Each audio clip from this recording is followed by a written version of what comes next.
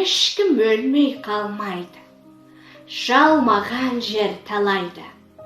Екі балам нашарлау, өлсем патша болмайды. Маңғырып жатқандай қайран ел, едігеге қарайды. Едіге егер болмаса, есентайым жарайды. Едігені жоғалтып, бастырмақ емес маңайда. Маңайда жүрсе, сол болар, жайнаған бақша сарайды.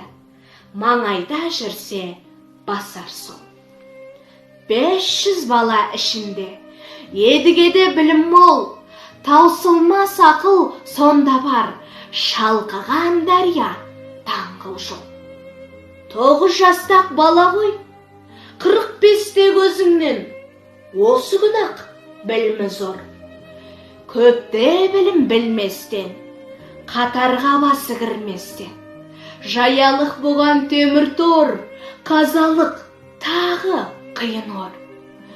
Жоғалмаса бұл пәле, халыққа хан осы боп, балаларды етер қор. Ондай болса есеке, берейік хабар мұхтарға, ақылдассақ хатпенен, сол көнеді ықпалға. Ақылдасып мұхтармен бір әңгіме жасалық, болатын бәле сұқтарға мұның көзін құрталық. Өзімізде күш барда, аузымызда тіс барда, мұхтарға мұны жоғалтсақ. Алдында мұның іс бар ма? Өзіңізбен Мұхтар хан, сарсүйек адам сүйектес. Тілегімен тілектес, жүрегімен жүректес. Тілегімен тілектес. Құрмаса едіге, хандыққа түбі таласып, болады ғой сірә бір кектес. Алдын ала қамданса, мақсатына кім жетпес. Өкім ханның қызы еді, Бектен байдың анасы. Ханымжанмен бір туған, алдам жарда бар еді. Мұхымжан, Мұхтар дейтұғын. Олдың 2 баласы. Халықтың Мұхтар сұрап тұр, бұрын өлген бабасы. Мұхымжан еді Мұхтардың алдында тұрған панасы.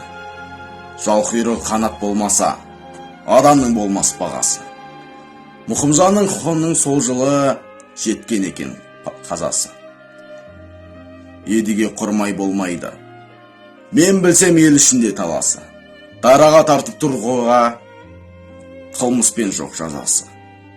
Алакөлдің бойында, Ақтоғайдың ойында шеткері жатқан 500 үй болсын дедік азасы. Азаң сол деп хат берсек, әскер шауып алмай ма? Бөлегел түгел шабылса, едіге бірге бармай ма?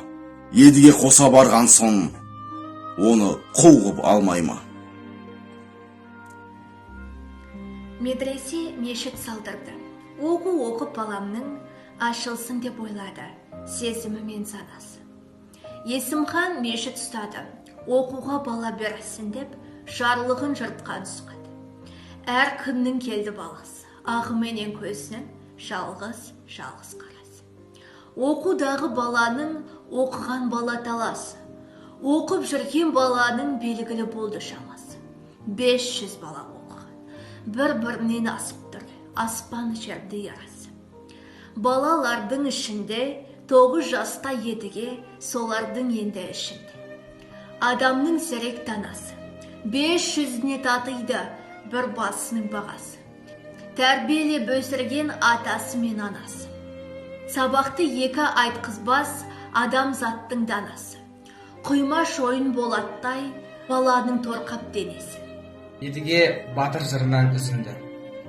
Басы бақыр қазандай миға толған төбесі.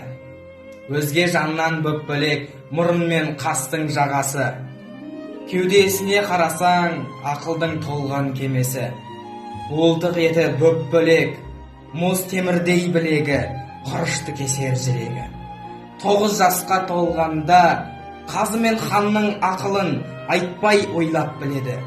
Көктемде күннің нұрындай баланың ажар реңі. Жас баланың татымын Есім хан мен Өндірбай оқытты оның молдасы. ескі сүйек атадос, ежелгі жақын жаласы, жағымпазданып жан баққан адамның сиқыр жорғасы, бала ұқытқан молдасы. Молдан саған айтайын, бір қайғы бар есімде, бар шығар молдам есіңде, бір-екі бала бар еді еріп жүрген көтімде.